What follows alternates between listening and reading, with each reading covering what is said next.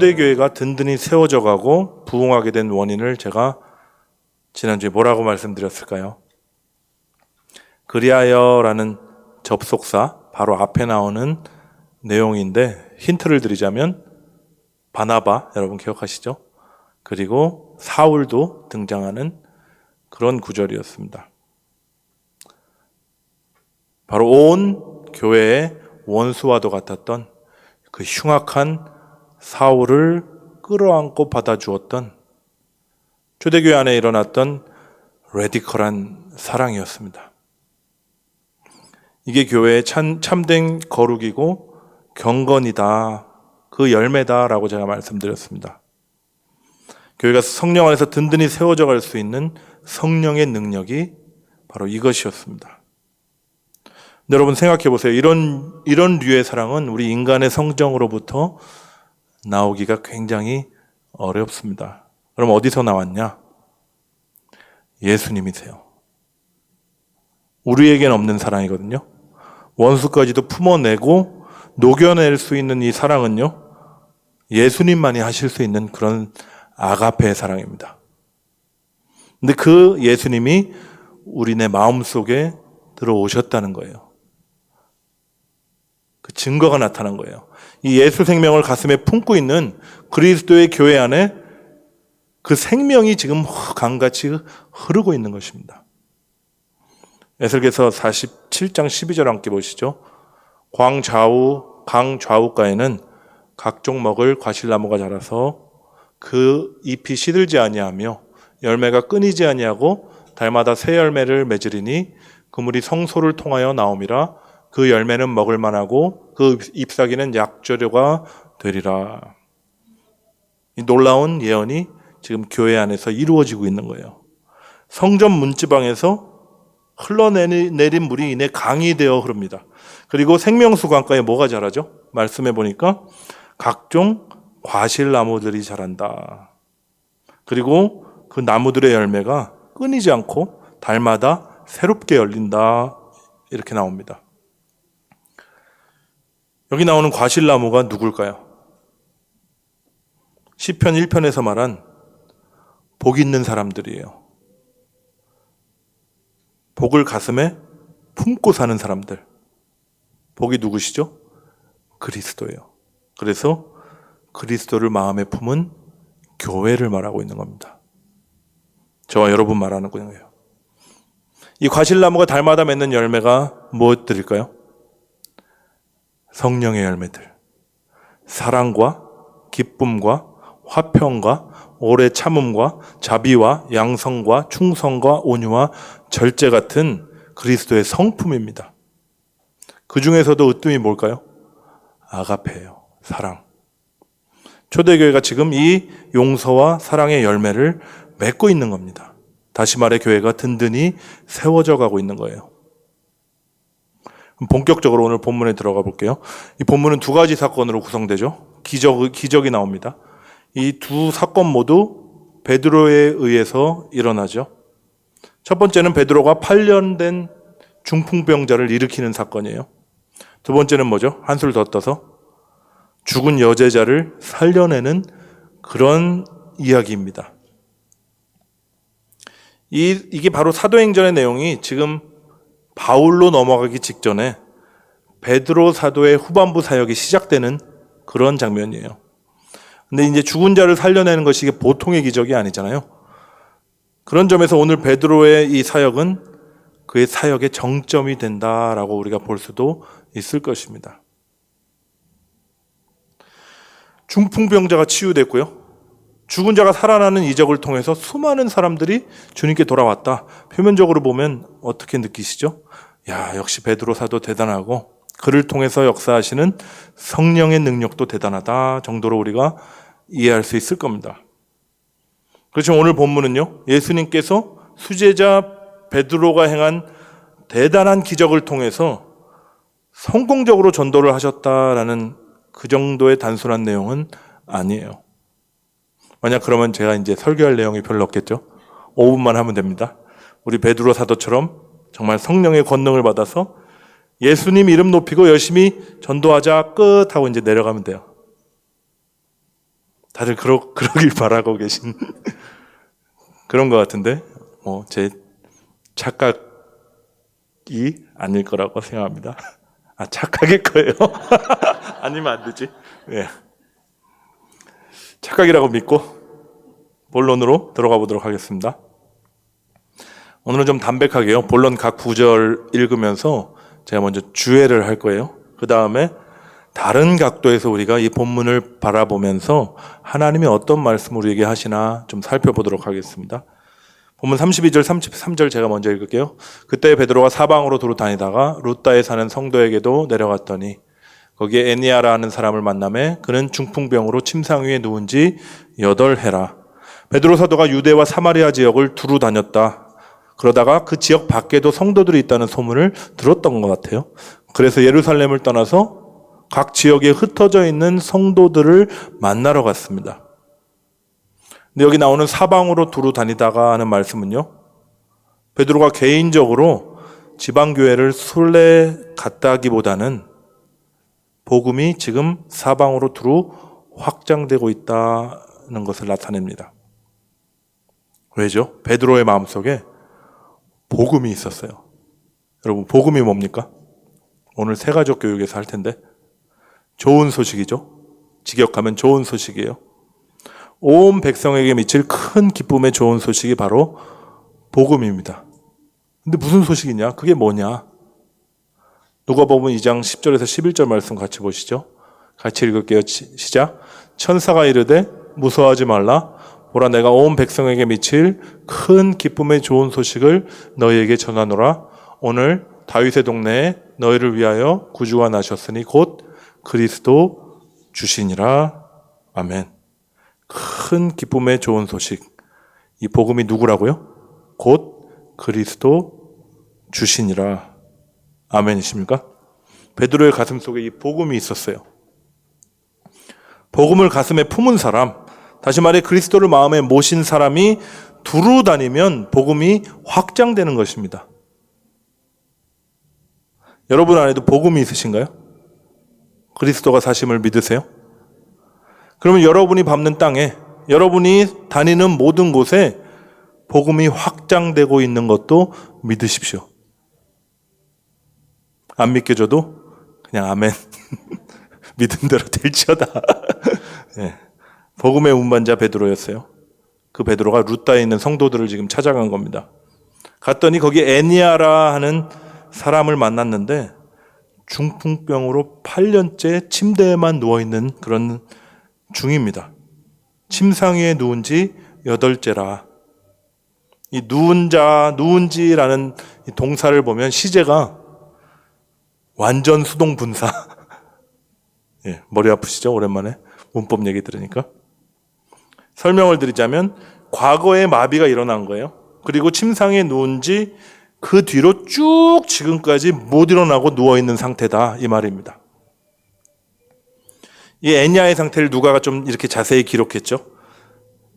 8년이다 이런 얘기도 하고, 단순하게 중환병에 걸렸음을 알려주려는 게 아니에요. 뭘 알려주고 싶을까요? 우리 인간의 지속적인 무력함을 지금 보여주고 있는 겁니다. 다시 말해 절대적으로 무능함을 애니아의 이 상태를 통해서 우리에게 상징적으로 보여주고 있는 거예요.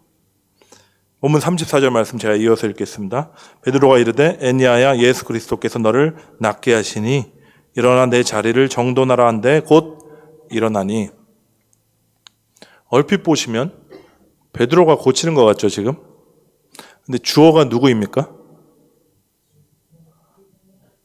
베드로가 아니라 예수 그리스도예요. 예수 그리스도가 지금 너를 일어나라 한다. 치유 사역의 주체가 우리 주님이라는 말씀입니다. 여기서 낫게 하시니 낫다라는 동사는 육체적인 치유와 함께 또 어디 쓰이냐면 영적인 구원을 나타낼 때 같이 사용하는 포괄적인 단어입니다. 따라서 우리 주님께서 지금 무력하고 무능한 절대적인 가난의 상태에 있는 자를 치유하고 계시고 구원하고 계신 거예요. 일어나 내 자리를 정돈하라. 어디서 들었던 멘트 같지 않으세요? 마가복음 2장에 예수님께서 중풍병자를 고치실 때 하셨던 말씀 기억나시나요? 일어나 내 상을 가지고 집으로 가라. 지금 베드로가 예수님께서 하셨던 그 말씀을 하고 있는 거예요. 무슨 의미죠? 베드로 자신 안에 있는 그리스도께서, 아니 그분께 온전히 순복하고 맡겨드릴 때 그리스도께서 말씀으로 지금 나타내시고 사역하고 계시다는 그런 의미입니다. 우리도 그럴 때 있잖아요. 온전히 성령께 막 사로잡힌 그런 느낌이 들고, 내가 말을 하고 있는데 내가 말을 하는 것 같지 않고 내 안에 있는 누군가가 내 입을 통해서 말씀을 하고 계신 것 같이 그런 느낌을 저만 받았거든요. 저만 받았던 것 같아요. 여러분도 경험하실 겁니다. 어쨌든 결과는 예상대로예요. 애니야가 어떻게 되죠? 즉시 일어납니다. 주님께서 친히 말씀하시는데 안 일어날 수가 없죠. 그리고 또 어떻게 되죠? 사람들이 애니야를 보고 주께 돌아오는 역사가 일어나요. 룻다와 사론에 사는 사람들이 다 그를 보고 주께로 돌아오니라. 이제 두 번째 기적 한번 봅시다. 베드로가 룻다에서 사역을 하는 동안 이제 가깝다고 나오지만 직선거리로 한 20km 떨어져 있는 해변 도시가 이제 욥바거든요. 그 욥바에서 사건이 발생합니다. 본문 36절에 37절 말씀에 나오는 사건이죠. 욥바에 다비다라는 여제자가 있으니 그 이름은 번역하면 도르가라. 선행과 구제하는 일이 심히 많더니 그때 병들어 죽음에 시체를 씻어 다락에 놓이더라. 욥바가 지금의 어디냐면 이스라엘의 경제 중심지 텔아비브 그쪽 지역에 있는 마을입니다. 그곳 교회에 이제 아람어로 다비다라고 하는 사람이 있었어요. 헬라어로는 이름이 토르카스, 도르가라고 하는 여제자가 있었습니다. 근데 여기 나오는 여제자라는 이 단어는 신약 성경에 딱 한 번 바로 이 사도행전 9장에만 나와요. 그만큼 다비다는 욥바에 있는 교회의 지도자급 되는 그런 여인이었다 생각됩니다. 이 도르가라 하는 이름의 뜻이 저는 생각지도 못한 뜻이 있더라고요. 탄자니아에서 아주 흔하게 볼 수 있는 동물입니다. 반짝이는 눈을 가진 목이 길어 슬픈 동물 뭘까요? 사슴은 탄자니아 없고요. 가젤입니다. 가젤. 예, 가젤. 비슷하죠? 사슴이랑 비슷하게 생긴. 도르간 이 가젤처럼 우아하고 정말 생명력이 넘치는 그런 사람이었던 것 같아요. 선행과 구제하는 일이 심히 많더니 이 한 구절만 보아도 그녀의 삶이 어땠는지 우리는 충분히 예측할 수 있습니다. 선하고 긍휼과 자비가 넘쳤던 여인, 다시 말해 그리스도의 성품을 가졌던 아름다운 여인이었어요. 근데 병이 들어서 갑자기 죽게 된 겁니다. 유대인의 풍습에 따라서 이제 깨끗하게 정결하게 씻고 이들은 다락방에 그 시신을 안치했습니다.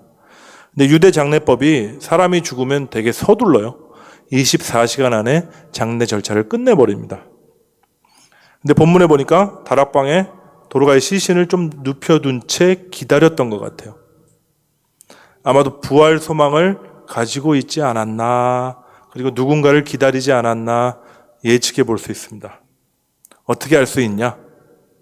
다음 절에 룻다에 있는 베드로를 아주 급하게 불러오는 장면을 보면 우리가 알 수 있어요. 죽은 자의 부활에 대한 소식을 그들이 들었을 거 아니에요. 예수님께서 나사로를 살린 그 이야기도 들었을 겁니다. 그리고 또 누굴 살리셨죠? 성경에 2명 더 나오는데 나인성 과부의 아들을 살리셨고요. 회당장 야이로의 딸을 살리셨습니다. 그 기억이 있으니 혹시 베드로가 오면 우리 주님께서 이 도르가를 살려주시지 않을까 하는 소망이 있었던 것 같아요.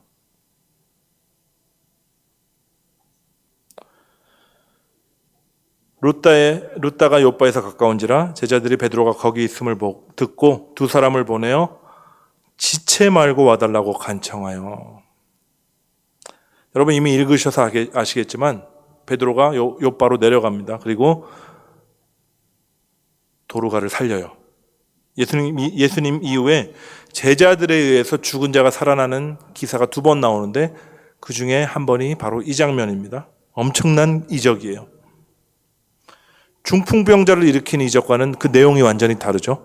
근데 기적이 일어나는 이 메커니즘이 굉장히 비슷합니다. 패턴이 굉장히 흡사해요. 한번 보실까요? 베드로가 다락방에 올라갑니다. 다락방 하면 떠오르시는 그런 장면들, 그런 이야기들이 있죠. 멀게는 예수님의 최후의 만찬 우리가 생각나고요. 가깝게는 오순절 성령 강림도 그 장소가 다락방이었어요. 어쨌든 초대 교인들에게 이 다락방은요, 그리스도의 십자가와 성령의 능력을 경험한 기도의 장소였어요. 그리고 부활과 거듭남을 상징하는 장소였습니다. 첫 번째 기적에서 베드로가 어떻게 했죠? 애니아야, 예수 그리스도께서 너를 낫게 하신다. 이렇게 주님께서 주체가 되어 지금 치유하신다고 말을 했습니다. 근데 지금 보는 두 번째 이적에서는 베드로가 뭘 하냐면 먼저 무릎을 꿇고 기도합니다. 베드로가 사람을 다 보내고 무릎을 꿇고 기도하고 돌이켜 시체를 향하여 이르되 다비다야 일어나라 하니 그가 눈을 떠 베드로를 보고 일어나 앉은지라. 여러분, 이번에도 베드로가 주체가 되지 않았어요. 자신의 능력이 아니라 오직 하나님만을 의지하고 전적으로 신뢰하는 그 행동이 뭐죠? 그게 기도예요. 기도는 주인이 바뀌었다는 믿음의 표현입니다. 그리고 베드로가 일어나 외치죠. 다비다야 일어나라. 여러분, 이 장면도 어디서 본 것 같지 않으세요? 예수님께서 야이로의 딸을 살리실 때 아람어로 달리타 쿰 이렇게 말씀하셨어요. 소녀야 일어나라. 그 장면이 오버랩 되는 것 같습니다. 또 무슨 의미죠? 베드로가 아니라 지금 베드로 안에 계신 그 예수님께서 죽은 다비다를 일으키고 계신 거예요. 여러분, 재밌는 생각을 해보면 다비다 입장에서 한번 생각해 보세요. 방금 어디 있다 왔습니까? 천국에 있지 않았을까요? 눈물도 없고 고통도 없고 슬픔도 없는, 생각만 해도 가슴이 저리고 정말 눈물이 날 정도로 평생을 그리워했던 예수님의 품 안에 있었을 거예요. 다시 살아나고 싶었을까요? 저 같으면 아닐 것 같아요. 제가 예전에 있던 교회에서 부목사 그 시절을 같이 보낸 목사님들과 이렇게 친하게 지내면서 모임을 하나 합니다. 2달에 한 번씩 모여서 정식 명칭도 하나 만들었어요. NIC라고 Network in Christ라는 모임을 서로 목회적으로 돕자 하면서 이렇게 모입니다. 연배가 큰 차이는 안 나고 저보다 조금씩 다 위에요. 근데 요새 부쩍 만나면 이런 얘기를 많이 하시더라고요. 주님 빨리 오셔야 돼. 아니면 내가 빨리 가던가. 목회가 힘드신가? 그래서 빨리 주님 보고 싶다는 게 아니라요. 천국은 그만큼 좋다라는 겁니다. 그러니까 다비다가 돌아오고 싶었겠어요. 근데 주님께서 그녀를 다시 이 한 많은 눈물 많은 세상으로 돌려 보내신 거예요. 다비다를 위한 게 아니었습니다. 남겨진 교회를 위한 거였어요. 그리고 이 일을 통해서 주님을 믿고 구원받을 사람들을 위해서였습니다. 결론도 첫 번째 기적과 똑같아요. 온 요파 사람이 알고 많은 사람이 주를 믿더라. 제가 정리해 드릴게요. 2가지 기적이 나오는데 공통점이 뭐가 있었죠? 기적의 주체가 분명하게 드러난다는 겁니다. 베드로가 아니라 예수님이셨어요. 그리고 또 뭐죠? 기적의 목적이 동일합니다. 사람들이 주께로 돌아오니라 많은 사람이 주를 믿더라. 베드로 안에 있던 그 생명이요, 흘러넘쳐서 또 다른 생명을 낳고 있는 거예요. 만약 기적의 주체가 베드로였다면 어떻게 됐을까요? 베드로가 성령의 능력을 받아서 능력자가 돼서 중풍병자도 일으키고 죽은 자도 살렸다면요, 사람들은 이 능력자를 주목하고 추종하며 따랐겠죠. 그리고 능력을 행한 사람은 자기가 뭐좀 된 줄 착각하고요, 교만에 넘어지고 하나님 영광 다 가로채버리는 꼴이 될 수 있었을 겁니다. 우리는 그동안 얼마나 많은 은사 사역자들이 이런 식으로 넘어지는 것을 봐왔어요. 여러분, 이런 식으로는 생명이 흘러갈 수가 없습니다. 근데 왜 자꾸 사람들은 베드로를 주목할까요? 바울이 등장하는데 더 대단하거든요. 바울을 주목하고요. 왜 사람에 자꾸 주목할까요? 눈에 보이는 무언가를 잡고 싶은 죄성이 계속 남아있기 때문이에요. 그러면서 이런 생각도 합니다.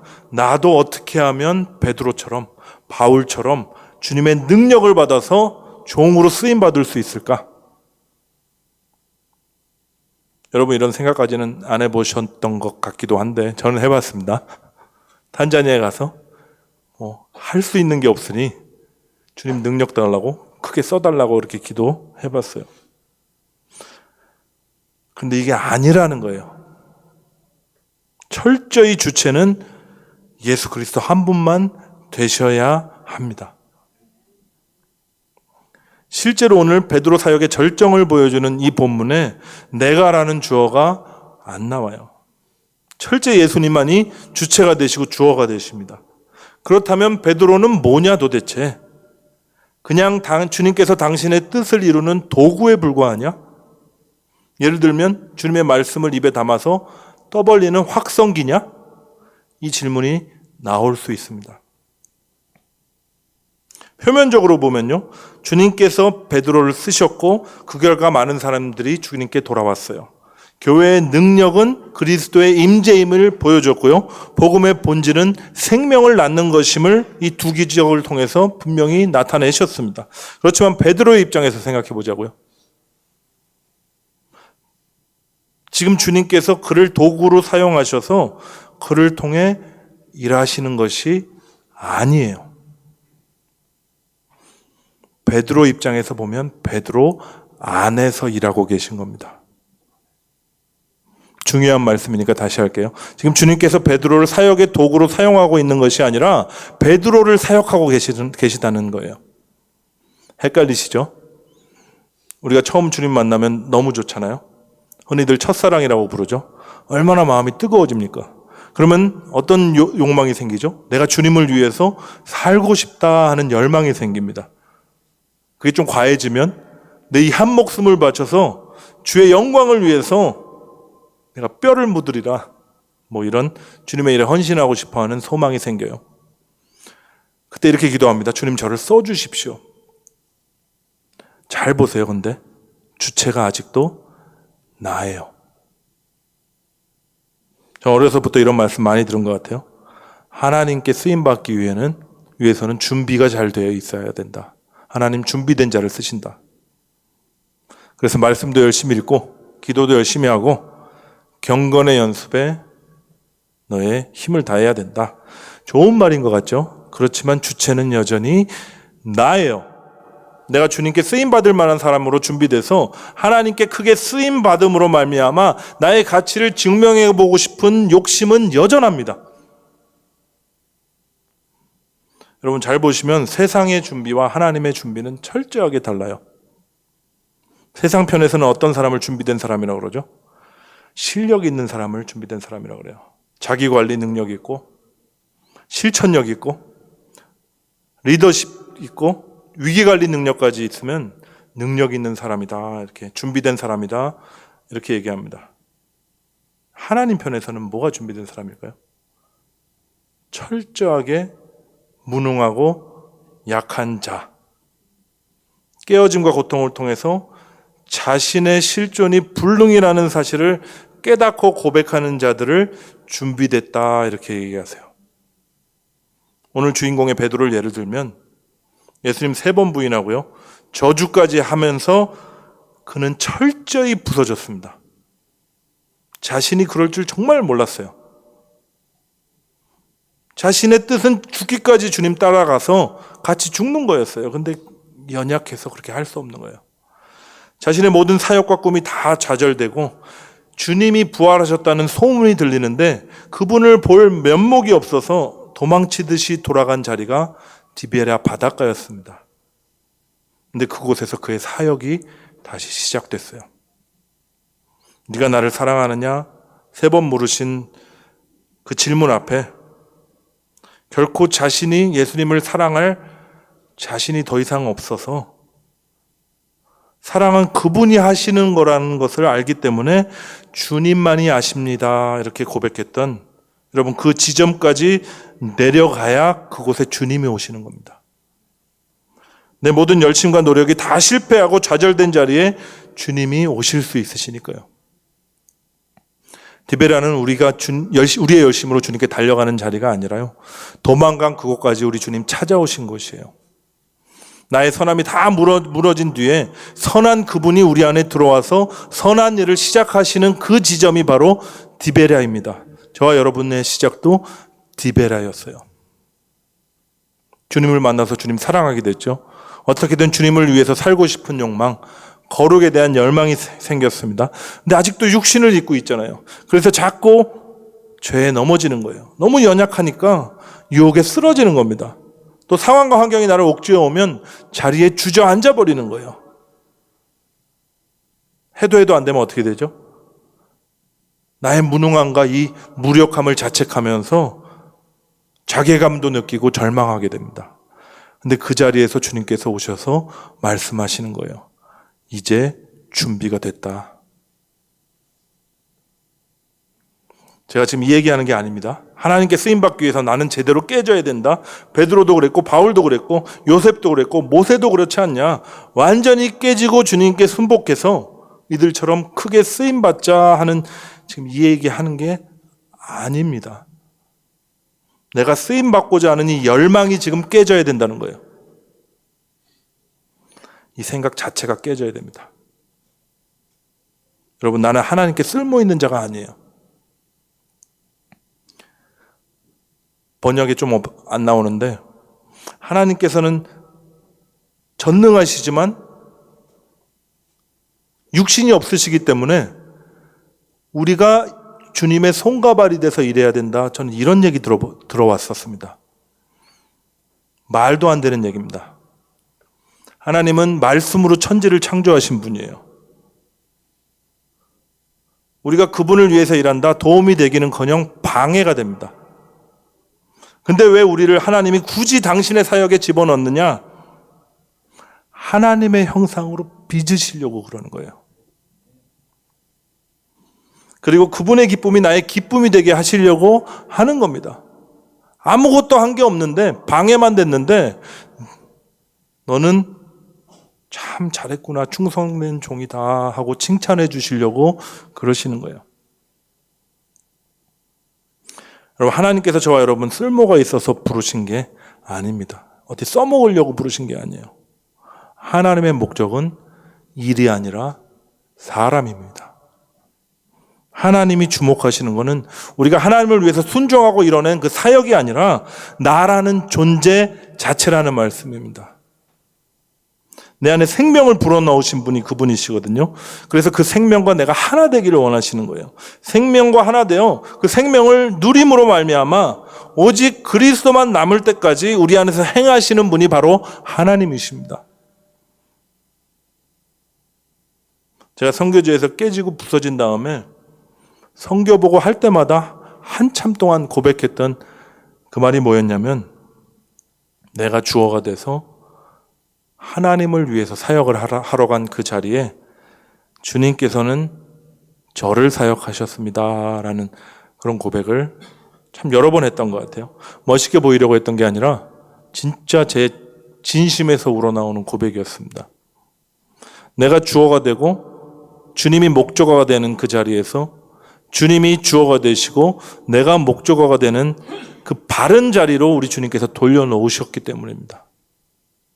오늘 본문에 나온 베드로 마찬가지예요. 베드로의 사역을 통해서 다른 사람을 살리셨죠. 하지만 베드로 입장에서는 바로 지금 주님께서 자신을 또한 살리고 계신 것입니다.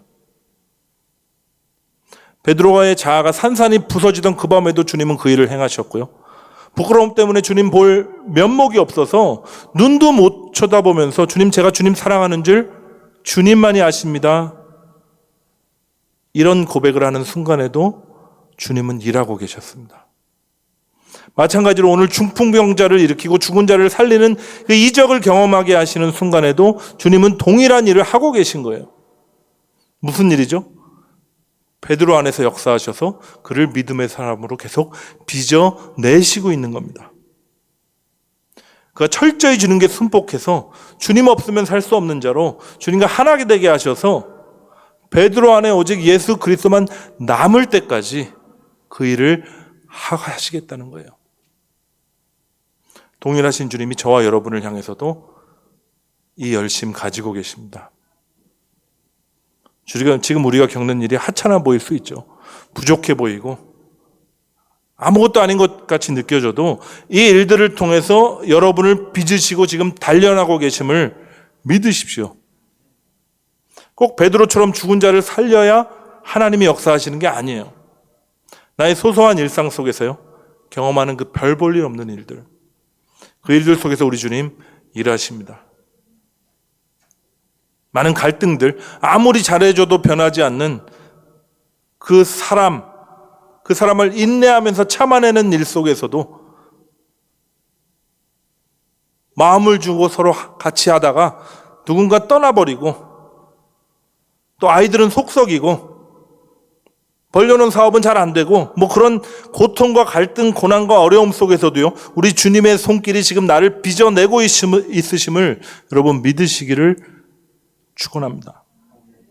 오직 그리스도 형상만 남을 때까지 그분이 정금이 돼서 우리 안에서 나오실 그날까지 하나님은 우리 안에서 사역하시고 우리를 단련하시고 우리를 이끄시는 그 일을 멈추지 않으실 것입니다. 우리 이렇게 기도했으면 좋겠어요. 주님 저를 써주소서 이 기도 말고 주님 저를 빚으소서 이렇게 기도했으면 좋겠습니다. 제가 같이 찬양하고 기도하실 텐데, 주님 제 처지가 좀 그렇습니다. 무가치하고 별 볼 일 없어 보이고 또 반복되는 평범한 일상 속에서 무기력해지기도 합니다. 그렇지만 베드로 사도에게 역사하셨던 그 주님이 지금도 나의 이 일상을 통해서 나의 안에서 나를 사역하시고 계심을 내가 믿습니다. 주님만이 나의 길이고 또 나를 단련하시고 연단하셔서 그리스도만이 남게 하시는 전능자이심을 믿습니다 하고 우리가 함께 찬양 먼저 하고 기도로 나아가면 좋겠습니다.